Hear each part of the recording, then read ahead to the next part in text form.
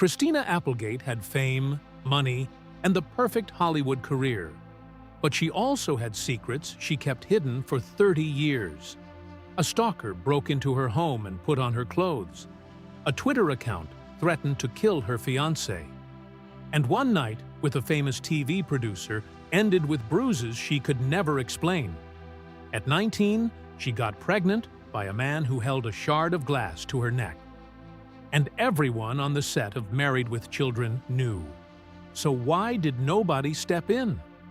The real story of her life finally came out. And it's darker than anyone imagined.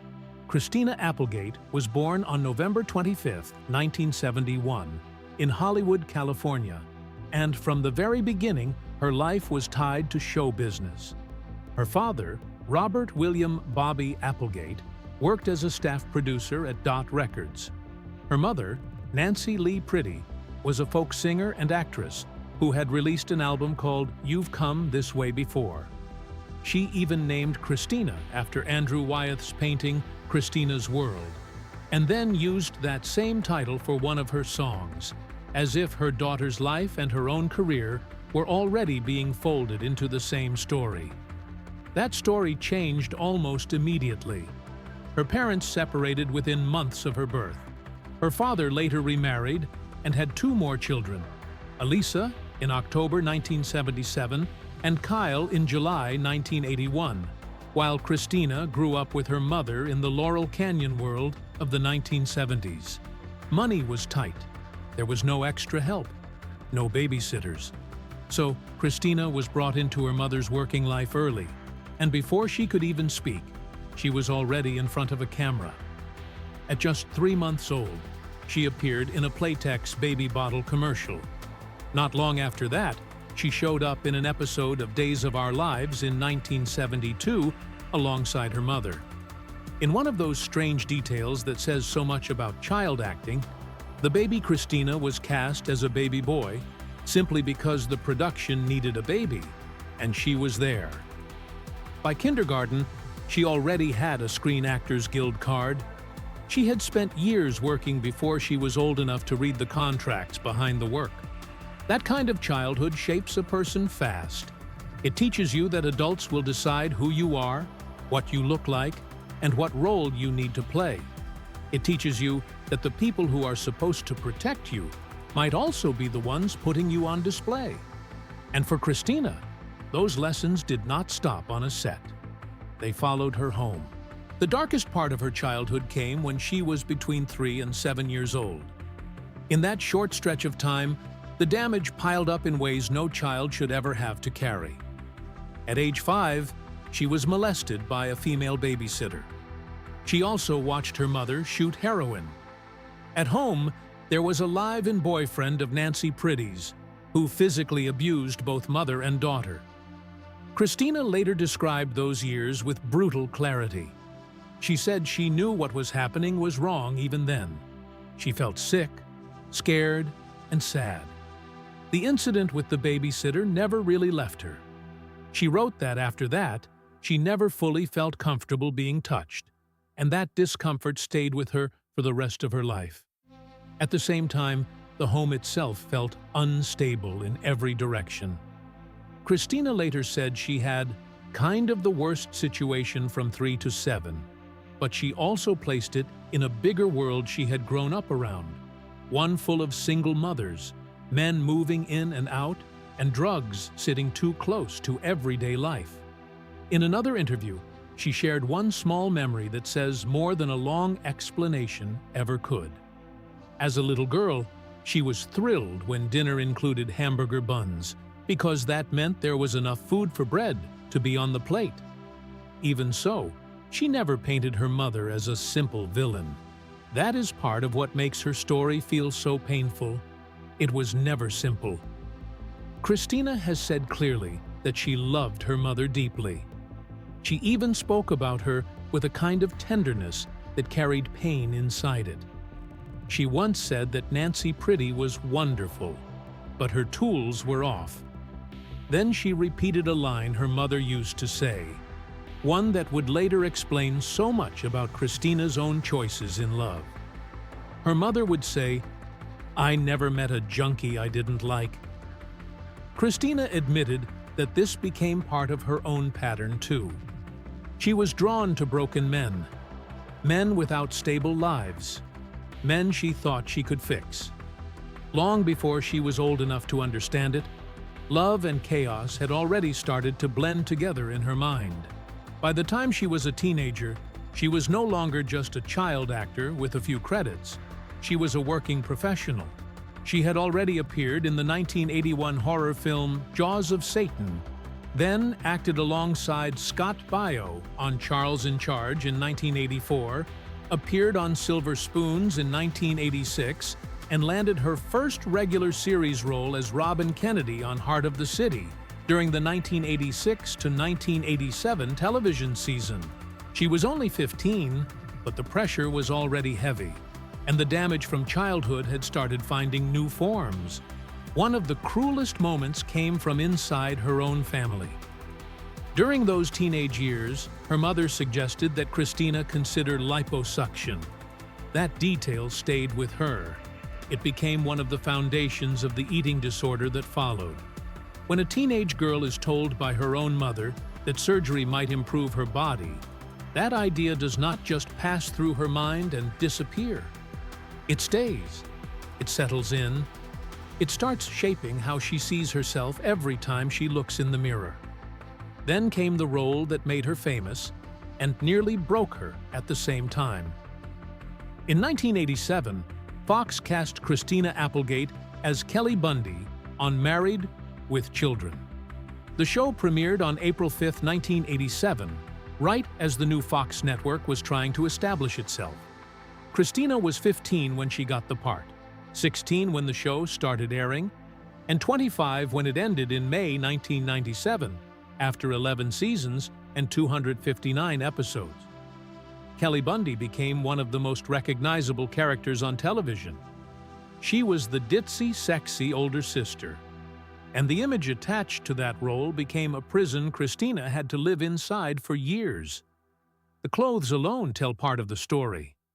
Tight leather miniskirts, crop tops, fringe jackets, lycra dresses so tight that, as Christina later put it, eating something as small as a grape would show on camera. By the 5th season, she wrote that she could walk onto the set and the audience would start laughing before she even said her first line. Kelly Bundy had become an entrance, a body, a spectacle. To stay inside that image, Christina starved herself. She has spoken openly about being anorexic during those years. She wrote that if she wanted to wear the clothes she imagined for Kelly, she had to go even deeper into her eating disorder. A whole bagel was unthinkable. Even half a bagel felt like too much, so she would scoop it out and eat only part of it. And it did not stop with food. The exercise was relentless. There were days when she went to spin class, then worked out with a trainer, then spent 2.5 more hours in dance class. All of it was driven by the same desperate chase for perfection. The same feeling that whatever shape she was in, it was still not enough. It was not health. It was punishment dressed up as discipline. By the end of the show, she had reached a breaking point that felt almost symbolic. For the final season, she shaved her own head. The producers had to put her in a wig for the entire year. It was her way of refusing, in at least one small way, to keep handing over every part of herself to Kelly Bundy. When the show ended, Fox even offered her a Kelly Bundy spin-off in 1997, and she turned it down. Not long after that, she also turned down the lead role in Legally Blonde. Reese Witherspoon took it instead, and it became a major hit. Christina later joked that the decision cost her Reese Witherspoon money, but behind the joke was something real.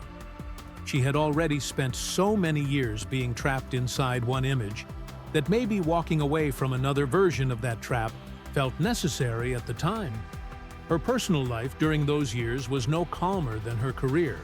In fact, it often looked like the same pattern from childhood, repeating itself with more glamour and more danger. One of the most famous stories from that era happened on September 6, 1989, at the MTV Video Music Awards. Christina was 17.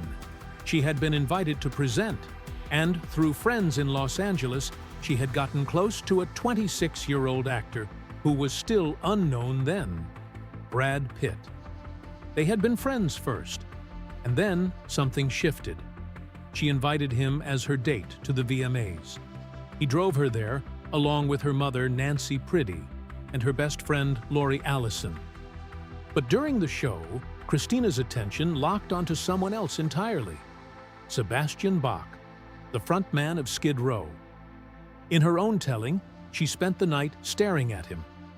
Brad Pitt was not yet the Brad Pitt, and that mattered in the shallow, impulsive way things can matter when you are young and surrounded by fame. When the ceremony ended, Christina left with Sebastian Bach, while Brad Pitt had to drive her mother and best friend home. Years later, she learned just how angry he had been. Apparently, he talked about it for decades. Two different movie star girlfriends later asked Christina if she was the girl who had ditched Brad Pitt at the VMAs. That one moment had stayed alive in Hollywood memory far longer than she expected. Even that story did not end with romance. It ended with disappointment. After she left with Bach, she discovered he was already in a long-term relationship and already had a 1-year-old child. So the reckless choice that seemed exciting in the moment turned out to be empty almost immediately. Years later, Christina and Brad Pitt made peace with it. She admitted she had been a kid, and he had deserved better. Around that same age, she also briefly dated Anthony Kiedis of the Red Hot Chili Peppers, who was also 26 while she was still 17. Their first date, according to her memoir, was almost absurdly ordinary. He took her and her mother to a farmer's market. She joked about how un-rock star that felt. Still, the relationship carried the same imbalance as so many others. She remembered one odd line he said to her about not wearing deodorant. Then, after he ended things, he asked her to do his laundry. She did it. She was 17. He was 26. Nobody stepped in to say that something about this was deeply off. She also dated David Boreanaz before he became famous through Buffy the Vampire Slayer or Angel, after he had guest-starred on Married with Children in 1993. That relationship was much lighter, but the next serious relationship was not light at all. It was terrifying. In 1991, during the 5th season of Married with Children, Christina was 19 and involved with a man she has chosen not to name publicly. According to her own account, the relationship was abusive from the start and only grew worse. She became pregnant and had an abortion when she was 6 weeks along at the end of that production season. The violence in that relationship stayed with her in vivid flashes. One Christmas, while visiting her grandmother's house, he punched a mirror hard enough to shatter it. Then he picked up a shard of glass, held it against her neck, and forced her to undress. She later wrote that he did not rape her in that moment, but he wanted her to believe he might kill her, and that fear itself seemed to satisfy him. Another fight finally ended it. During that incident, he threw a cigarette lighter at her and poured an entire bottle of tequila down her throat. After that, she left. What is striking is that the people trying to save her were not the people who had failed her in childhood. They were her television family. The cast of Married with Children knew what was happening. Ed O'Neill, who played Al Bundy, was furious and wanted to protect her. Katie Sagal also intervened. They became, in a way, the family trying to pull her out of danger when her real life had become too dangerous to bear. Another haunting experience followed later in her career, though this one remains unresolved even in her own memory. At some point, Christina went somewhere with television producer Kim Manners. She blacked out. When she woke up the next day, she had marks on her body, especially on her butt, but no clear memory of what had happened. She has said she never fully remembered the event and never told anyone about it before her memoir.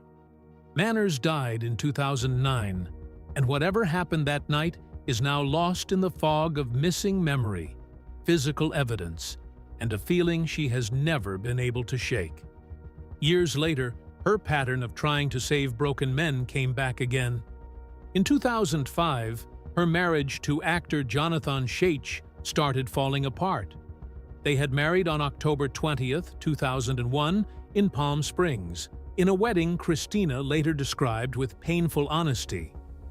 She wrote that as she came into the ceremony and looked at her husband-to-be, her first thought was, "Oh, fuck." The marriage ended soon after. Shaich filed for divorce on December 5, 2005, and it was finalized in August 2007. The split was detailed down to the assets. He received $1.5 million in bank accounts, a cement Buddha, and a 2001 Mercedes-Benz S500. Christina kept 2 Los Angeles homes, a 2006 Lexus, and $7.5 million in bank accounts. Both waived spousal support. During the separation, she began dating a young photographer named Lee Grievous. He was, by her own description, exactly the kind of broken man she was always drawn toward. He struggled with addiction. Christina tried hard to save him. She tried to get him into treatment. She did everything she could think of. Nothing worked. In 2008, Lee Grievous died of a drug overdose. By then, Christina had already started seeing Martin Lenoble, the Dutch bassist, who would eventually become her longest and most stable partner. So even as one relationship with an addict was ending in tragedy, another chapter of her life was just beginning. But before that new chapter could settle, something even more serious arrived. In April 2008, at the age of 36, while filming the first season of the ABC sitcom Samantha Who, Christina Applegate was diagnosed with early-stage breast cancer. The cancer was found through an MRI. Her doctor had ordered it because Christina had already been getting mammograms since age 30, partly because her mother had survived breast cancer in the 1970s. The MRI mattered because it could detect cancer cells before they formed a tumor. Insurance did not cover it.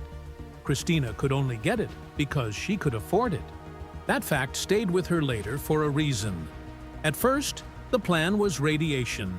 Then she tested positive for the BRCA1 gene mutation, which sharply raises the lifetime risk of both breast and ovarian cancer.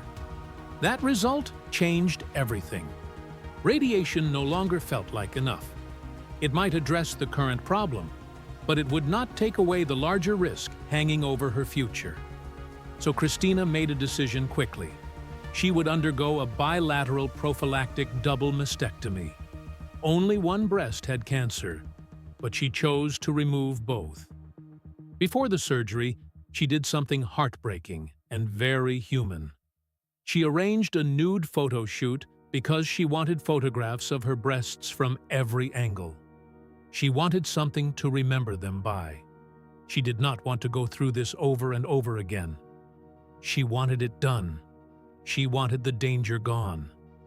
While all of this was happening, she kept working. For 5 weeks of Samantha Who filming, she told no one on set that she had cancer. Then, in July 2008, she had the double mastectomy. The public only learned about it after the news leaked, and when Christina spoke about it publicly for the first time, she used humor. In her August 19, 2008 interview with Robin Roberts on Good Morning America, she joked that she would have cute boobs until she was 90, and that she would have the best boobs in the nursing home.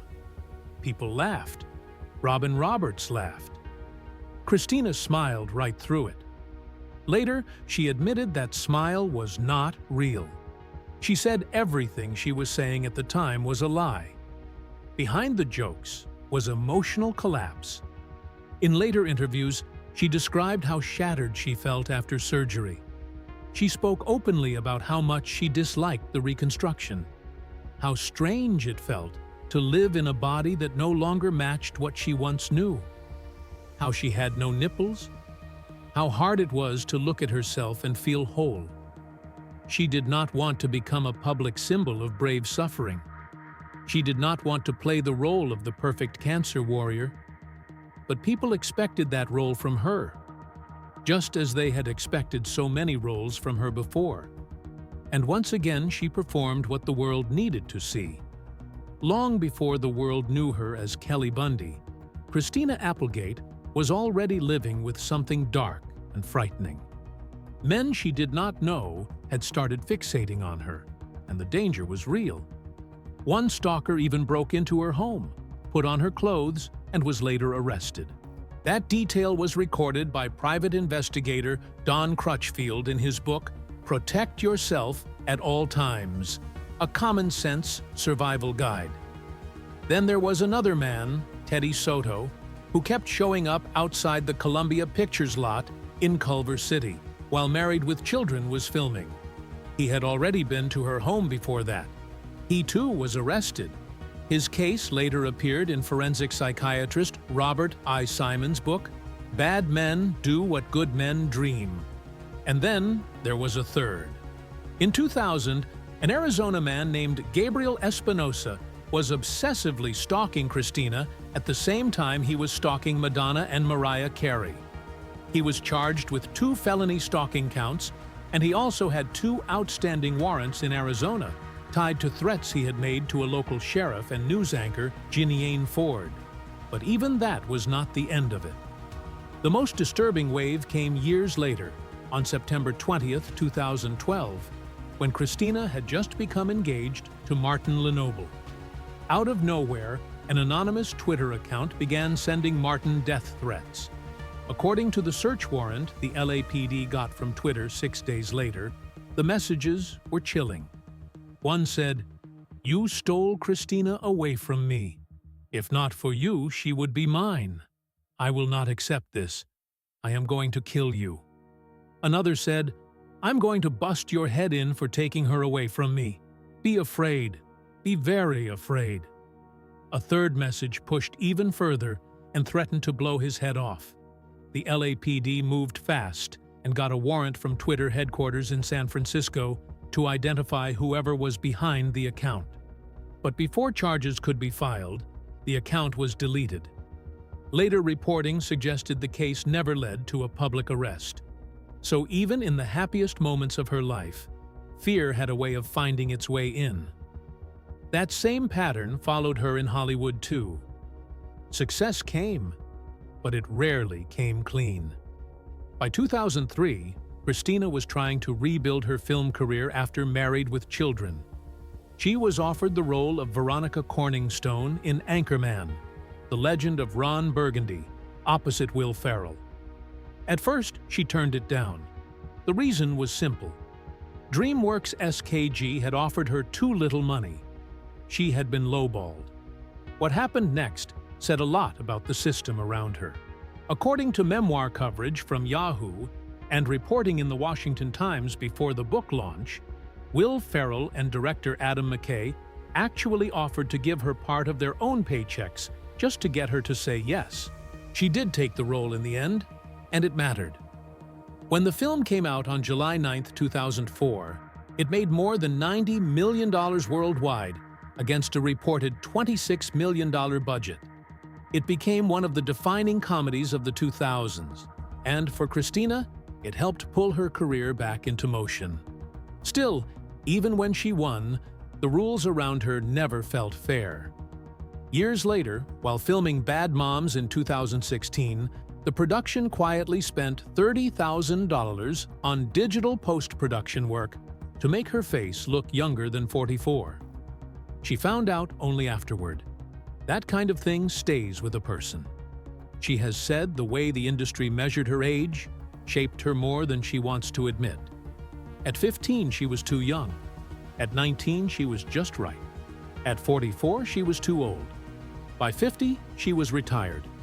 Then came the part of her life that changed everything. Christina had been filming Netflix's dark tragicomedy Dead to Me since 2019. The role earned her 2 Primetime Emmy nominations. From the outside, it looked like a powerful late career chapter, but inside her body, something had already started to go wrong. Early in 2019, while running across the set during a scene as Jen Harding, she fell. At the time, nobody knew what it meant. Not Christina, not the people around her. Later, on the June 25, 2024 episode of her Me Essie podcast with Jamie Lynn Sigler, she looked back and called it what it was. Hi, first sign of MS. Liz Feldman, the showrunner of Dead to Me, remembered those moments clearly. On the same podcast, she said she had noticed Christina losing her balance more than once, but it was hard to understand why. Sometimes they had been shooting for 14 or 15 hours late into the night, and anyone would have looked exhausted. But still, something felt off. Feldman said there was no handbook for this. She could sense Christina was scared, and that something in her body was not working the way she wanted it to. She kept telling her that it was only a TV show, that none of it mattered more than her health. And that concern came from knowing Christina well enough to understand one thing. If something was slipping, then something major had to be going on, because Christina was an extreme professional. The symptoms had started small. That is how it often begins. Christina later told Conan O'Brien in 2025 that it began in her toes. At first, they felt a little numb. Just a little. She was still hiking. She was still playing tennis. She was still living normally. But the feeling did not stay in one place. Over the months, the numbness spread from her toes to her ankles, then to her knees. Her balance got worse. The pain became brutal. And the strangest part was that the numbness hurt too. Eventually, her friend Selma Blair, who also lives with MS, convinced her to see a neurologist. In August 2021, Christina Applegate was diagnosed with multiple sclerosis. She was 49 years old. Later, on the March 2024 episode of Armchair Expert, she shared numbers that made the diagnosis feel even more brutal. She said she had 30 lesions on her brain.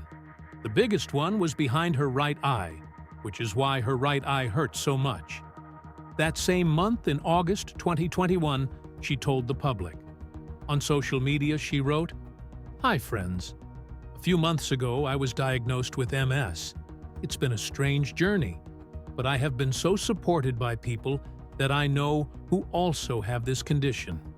It's been a tough road, but as we all know, the road keeps going. Unless some asshole blocks it." That line sounded funny. And it was funny, but the humor had teeth in it. It always does with her. When she made her first public appearance after the diagnosis in November 2022 to accept her Hollywood Walk of Fame star, she walked barefoot. Then she opened her speech with a joke. "Oh, by the way, I have a disease. Did you not notice? I'm not even wearing shoes." People heard the laugh in it. But Christina later made it clear that the jokes were not really coping. They were survival. On Armchair Expert in March 2024, she said, "I make these jokes because if I don't, I'll suffocate. I'll be done." And the truth behind those jokes is hard to hear. Since the diagnosis, her body has put her through a kind of suffering that most people cannot imagine. By March 18, 2025, on an episode of Me See You, she revealed that she had been hospitalized more than 30 times in just 3 years. She said she had been in and out of hospitals for throwing up, diarrhea, and pain that felt unimaginable. Doctors had run every test possible. She had been through CT scans and so much radiation that she sounded exhausted even describing it. Her gastrointestinal symptoms became so extreme that she reduced them to one sharp sentence on that same episode. "If I have to poop, I puke." And it was not only that. On November 18, 2024, She told Jamie Lynn Sigler that MS shows up differently in everybody, but for her it meant lying in bed, screaming from sharp pains, aching pain, and squeezing pain. She said she could no longer open bottles with her hands. Some days she could not even pick up her own phone. The disease that had started in her toes had moved into her hands. At one point, even the remote control began to feel too heavy. Then, in August 2025, things got worse again. She was hospitalized in Los Angeles for 7 days with a double kidney infection that had spread. The pain had started while she was flying home from visiting family in Europe. She later described herself screaming in pain while doctors ordered an emergency CT at 2 in the morning. She had thought maybe her appendix was bursting. By then, she had reached the point where she was begging the hospital to run every test they could think of, and then some. By February 2026, when she spoke to People magazine around the launch of her memoir, the picture she gave of daily life was devastatingly small and intimate. She said she was mostly confined to her California king bed. She used diapers. She scooted downstairs on her butt. The world she once moved through so easily had narrowed into hallways, mattresses, pain, and waiting. She said something similar to Conan O'Brien in an episode that aired in May 2025. "I don't really leave the house anymore." Then she pushed it even further. She said that if people saw what her life looked like every day, they would not be able to do it, because even she sometimes could not do it. It was really, really hard. When Conan asked what a good day looked like, her answer was painfully honest. "I'm never good. I'm just less shitty." That honesty has become one of the most striking things about her now. On Hoda Kotb's Making Space podcast in April 2025, she admitted, "I am defined by it right now." She said she was 3.5 years into this illness and still had days when she could not even walk to the bathroom. She said she was still angry, still not ready to fully accept that this was her reality. Part of her kept hoping she would just wake up from the nightmare and find it over. That thought led her somewhere even darker. In March 2025, on her podcast, Christina revealed that she had bought a burial plot for herself and 2 more plots for 2 other people. She had been thinking about death every day since the diagnosis. She chose the place because it was really pretty. She never said who the other 2 plots were for, but the choice itself said enough. She was not speaking about death as some distant idea. She had already picked the ground. And yet, even in the middle of all this, life kept demanding things from her. She is a wife. She is a mother. She married Martin Lenoble on February 23, 2013, in a ceremony at their Los Angeles home. They had actually been engaged much earlier, on Valentine's Day 2010. Their daughter, Sadie Grace Applegate Lenoble, had already been born on January 27, 2011, more than 2 years before the wedding. Then came another painful turn. In 2024, when Sadie was 13, she appeared on her mother's podcast and said she had been diagnosed with POTS, postural orthostatic tachycardia syndrome. The condition can cause dizziness, rapid heart rate, and fainting when someone stands up. Sadie also said that during 6th grade, school nurses had brushed her symptoms aside and treated her like she was pretending. She remembered them saying it was probably just anxiety and telling her to go back to class. That was not all. Sadie also has misophonia, a condition where certain everyday sounds trigger intense negative emotional reactions. She has experienced tremors too, the kind that reminded Christina of her own MS symptoms. For Christina, that has carried a heavy kind of guilt. Not just because her daughter is struggling, but because illness has changed the kind of mother she can be. On the August 26, 2025 episode of Miesi, She described seeing Sadie look at her while she was stuck in bed and unable to move properly. She talked about wanting to go say goodnight to her daughter in her room, but not being able to make it down the hallway because her legs would not work that day. That kind of pain is different. It is not only physical, it is the pain of wanting to show up and being trapped inside a body that says no. Still, she has held on to one ritual. She told People magazine that she still drives Sadie to school every morning, and every time she blasts the 1997 song Sex and Candy by Marcy Playground through the car speakers. She said that detail was kind of her in a nutshell. And somehow it is. Even now, there is still a spark of mischief in her. Still a little rhythm. Still a little fight. But the larger truth is impossible to miss. Shortly after her diagnosis in 2021, Christina officially stepped away from on-screen acting.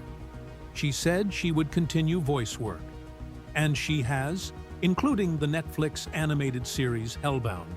But she was done being filmed on camera. By the time she walked the red carpet at the SAG Awards on February 26, 2023, with Sadie by her side, she had already told reporters it would probably be her last awards show appearance.